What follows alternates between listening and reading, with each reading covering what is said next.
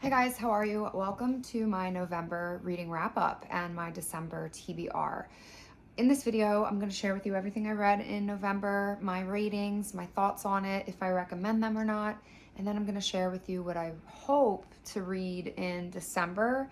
I'll be honest, it's ambitious, but hopefully I can get through it. So, I read 8 books in November and I DNF'd 1. I listened to 1 audiobook, I DNF'd 1 physical book, and then I read 8 more physical books. So let's talk about it. Most of these are romance and fantasy, and there's some thriller sprinkled in there.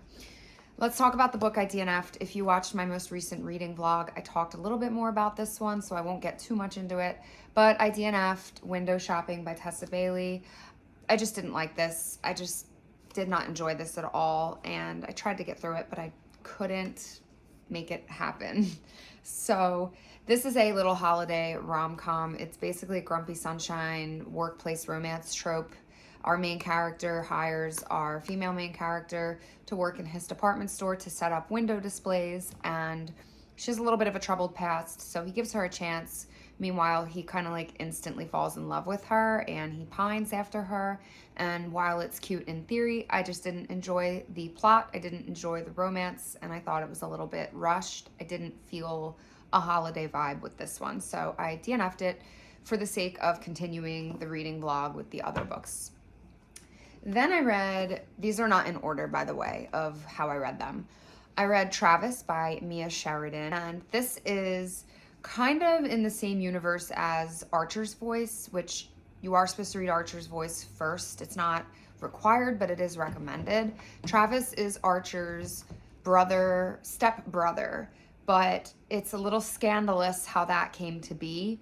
I'm not going to give it away. You have to read the story to find out.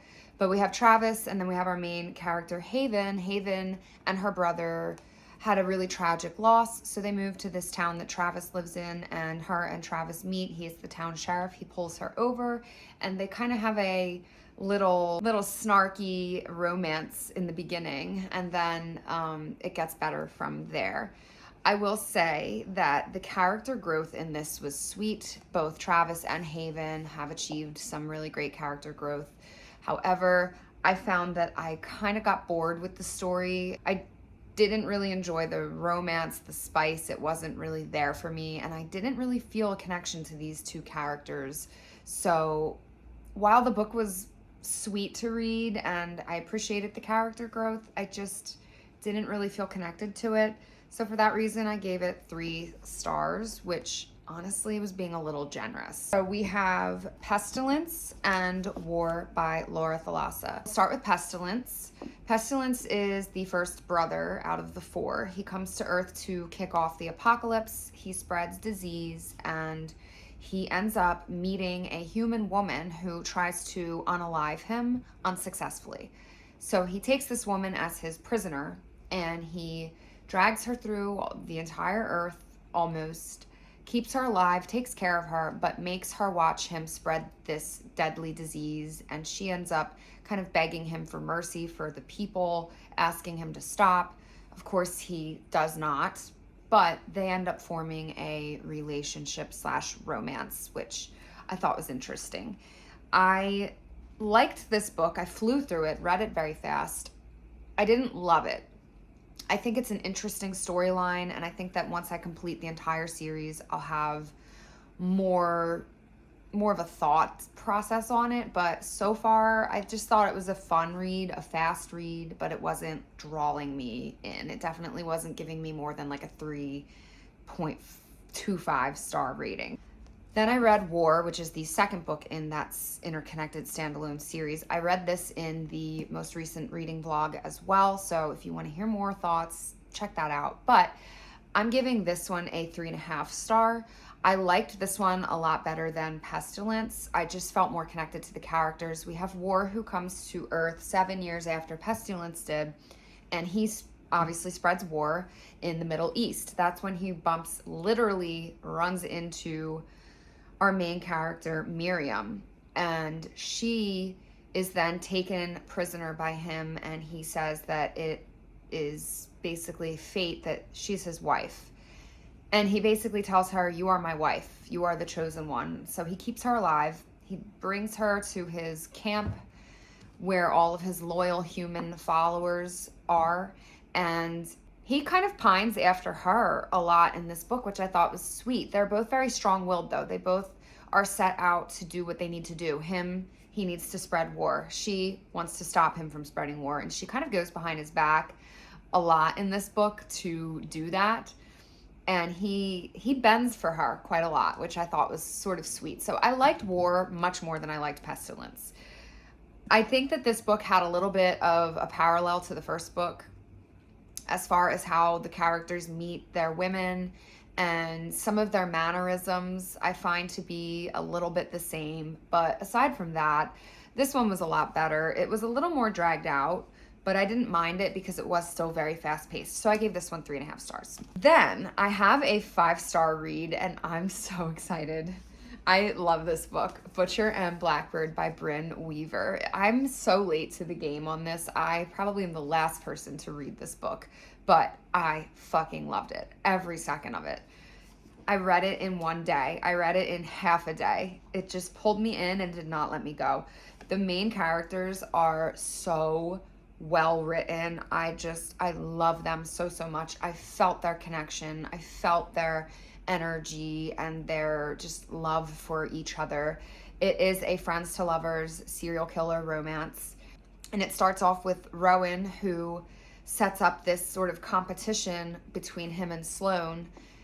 Every year they meet up and they try to unalive a bad guy who's done very bad things. So they become a competition with each other. It goes on for years and years and years. And throughout all this time, they have this really strong friendship, but there's obviously like love underlying. And eventually they do cross that bridge into the love boundaries. And it is just so good. It was probably one of my favorite reads in a long time, so I highly recommend that you pick this up. The next book I read is One by One by Freida McFadden. This was a fun book. I gave this one a 3.75 stars. Thrillers I rate a little bit more harshly because it takes a lot for me to be tricked and to keep me on my toes and to not guess. And throughout this book, I could not guess what was really going on. So we have these 6 people who are all friends with each other in some way or the other. They decide to go on their yearly trip into the woods, and they choose this desolate hunting cabin, and on their way there, car breaks down. They're basically stuck in the woods and they're trying to navigate their way out, but somebody or somebodies is behind a entire scheme that unfolds, and you just have to read it to get into it. It's just so good. I love Freida McFadden's writing. I think she's incredible at what she does. I really recommend this one. Another book that was in that reading vlog is Assistant to the Villain by Hannah Nicole Mayer. This is going to be a series. The second one is already out, The Apprentice to the Villain. I didn't read that yet, but this one was really sweet. I think I'm giving this one a 4-star. So we have our main character, the villain, and our female main character, Sage. And she meets the villain on the off chance that they're both in the forest together, and she's not scared of him, and she's like, he doesn't seem as bad as people make him out to be, as the rumors say. So she ends up getting a job with the villain, being his assistant, because she needs to provide for her sick father and for her little sister. So she works with him and helps him, complete all these tasks and do his villainous work. And they end up having a really funny friendship, but there is definitely romance underneath all of that. Now, the interesting part is they don't act out on their romance, not in this book at least. It's a very slow burn. There is moments where they almost get to that point with each other, and then one of them pulls back and, something comes up. So I kind of wanted to see more romance from them. For me, this is more of a cozy fantasy versus fantasy romance, but I still really enjoyed it, and the story was so cute. I loved the frog. If you know, you know. I was really surprised at all of the twists towards the end. I did sort of guess it. I marked the page where I guessed it. I think it was around the 220 mark. That was like somewhere in this portion. I figured out the twist. So that was kind of like, okay. But I still enjoyed finishing the book and reading about, the rest of what happens. So we are left on a cliffhanger. So I do want to pick up the second book, even though I heard it wasn't as good as this one. Then the next book I read is Things We Hide from the Light by Lucy Score. This is the second book in the Knock 'Em Out series. I did tab this one up. I annotated this. I really enjoyed this book. I gave this one I think 3.75 star. Oh, here's my annotation guide. I liked this book a lot. So I found that Nash, our male main character, had a lot of growth, and I liked that.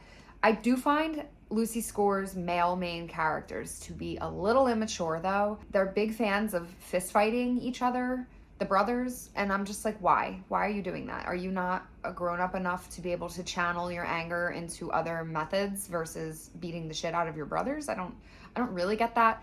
But aside from that, I like this book. I loved the main characters. I thought that Lena was a really strong female main character, and she really was there for Nash throughout the book and just was there to help him through his anxiety attacks and his PTSD. And he was also there for her. She has some health issues and things of that nature that she had to work through as well. So I thought they were a great pair. I thought it was sweet. The ending was a little predictable. Lucy Score's endings a lot of the times end sort of the same way, but I enjoyed it, so I gave this one 3.75. It could have been a little better if there wasn't that like immaturity between some of the male main characters, but hey, I think that's kind of her shtick, you know what I mean, when she writes, so that's fine. Okay, now let's talk about the books that I want to read in December. There are a lot. I am not going to get to all of these, but I do want to do a reading vlog to hopefully help get through a good chunk. Oh my God, there's just so many that I didn't realize. Okay.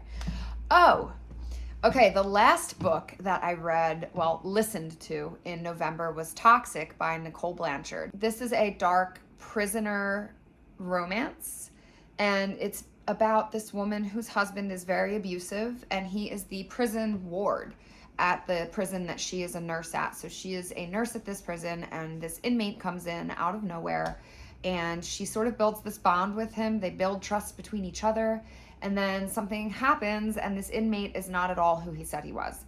So things happen, and the inmate ends up getting out, and he kind of stalks our female main character a little bit. Definitely think that you need to read the trigger warnings, make sure you're comfortable reading that book, but I loved the audiobook. I thought it was well narrated. It was not dual narrated, and it's very, very spicy. Very spicy. Definitely the spiciest book that I read in November, and I fucking loved it. Every minute of it. Okay, let's get into the books that I hope I can read in December. So I have a different concoction of books here. The first one that I would love to read is Scary Book of Christmas Lore by Tim Rayborn. This is a short little book about all kinds of foreign Christmas tales, and they are spooky ones. And there is artwork in it as well, which is very fun. So I definitely want to read this ASAP because it is December and Christmas is near. I need to read this, The Silent Patient by Alex 𝐖𝐡𝐞𝐫𝐞. I'm the only person at this point that has not read this book, and I need to because people talk about it and I have no idea what they're talking about, and I want to be involved. So I need to read The Silent Patient. I was going to read this last month, and I'm still not sure if I want to read it this month, but it is on my radar, so if I get to it, I get to it. The Song of Achilles by Madeline Miller. This is a fantasy romance. I believe it's about one of the Greek Achilles, duh. I also want to read Powerless. Everyone has read this too, except me, so I have to get on the ball. So this is by Lauren Roberts. It is a series. There are, I think, 2 other books out, and there might be more coming out. I heard this is a fantasy romance, but at the same time, I've heard people say there's not that much romance in it, so I don't know. But I'm in my fantasy romance era, and I just want to read as much as I can because fantasy for me is perfect for winter. Dreadful by Caitlin Rosakis. The sprayed edges on this, gorgeous. This is a fantasy comedy, which is interesting. I've heard mixed feelings on this, but I think that I'm gonna like it. It sounds like a very convoluted but fun plot. It's about an evil wizard who has no memory, and he doesn't know why he's evil or what he did. And then there's also a princess that is imprisoned, I believe, by this evil wizard, and he's just like, what, why did I capture you? So I'm just curious about it. Okay, a holiday book that I really want to read is How My Neighbor Stole Christmas by Megan Quinn. Megan Quinn is really good at writing spice. I love her writing style, so I'm excited to read this. Every Kringle in Kringletown celebrated Christmas, but Coal Black on Whistler Lane unfortunately did not. So it sounds like Grinch, you know. Ooh, there's artwork. Okay, I need to finish Twisted Lies with Christian Harper. I have like 100 pages left, but once I finish that, I read it out of order. I thought that was the third book, but it's the fourth. But when that one's done, I need to read Twisted Hate. This is Josh and Jules' story. I don't like Jules, though. Based on what I'm reading in Twisted Lies, I'm not a fan of Jules, but maybe I'll like her when I read her story. I meant to read them in order, and I totally effed that up. This one is going to be in a reading vlog. I've already decided. Bound to the Shadow Prince by Ruby Dixon. This is a fantasy romance. It is a monster hero romantasy, and it is steamy. She is also the author of Ice Planet Barbarians. I didn't read that. That's a alien romance, spicy romance series. I didn't read that one, but I want to pick this up and put this in a vlog. Read some horror. So we have Stolen Tongues by Felix Blackwell. I've heard this is amazing. It's about this romantic cabin getaway, and while they're there, the woman starts hearing voices in the middle of the night, and it's not English. It's like some sort of ancient language or something, and she starts whispering back to these voices, so that's creepy. I might put that in a vlog. I don't know yet. I'm definitely putting Phantasma in the reading vlog, and our main character enters this game to find her sister, but also she lost her mother, so she needs to find her sister and hopefully like win the prize or something to pay off the debts that her mom left behind. Rock, Paper, Scissors by Alice Feeney. This just looks like a good winter thriller. I don't know what this one's about, but it says, think you know the person you married? Think again. This is something that I won't be sad if I don't get to it this month, but if I can, I will, because I read pretty quickly through thrillers. The Housemaid is Watching by Frida McFadden. It's the third book in the Housemaid trilogy, and this is where everything will get nice and wrapped up, I hope. So I don't want to tell you what this is about because it might spoil the first two books, at least the first book. But if you haven't read this trilogy, I recommend it. I really liked the first two books. They were pretty good, so I have high hopes for the third one. Famine, which is the third book in the Four Horsemen series. And then I need to read Where's Molly? This is a sort of spin-off from the Cat and Mouse duo by H.D. Carlton, the Hunting and Haunting Adeline duo. This I heard was really spicy, which I love that, but I also heard that it was really like traumatic. So I don't know if I'll put this in a reading vlog, but I just might. And then the last book I want to read is another holiday book. It is A December to Remember by Jenny Bayliss. She is a cozy writer, man. I'm telling you, I love her writing style. I read one of her books last year, flew through it, and rated it 5 stars, I think. It was Season for Second Chances. And then I bought her entire backlist, so I need to start reading that. So I think I'm going to put this in a reading vlog as well, because I just think Jenny Bayliss is such a wonderful holiday writer, so I really need to get through her whole backlist. Okay, so that is my November wrap-up and my December TBR. Let's see if I stick to it. Fingers crossed I do. I really suck at sticking to my TBRs when I like plan them ahead. I'm more of a mood reader, but I picked so many books that I think even with mood reading, I'll be able to choose from what I selected. So stay tuned for my next video. If you enjoyed my channel, this video, or the books that I read, then please give me a thumbs up and subscribe. Bye.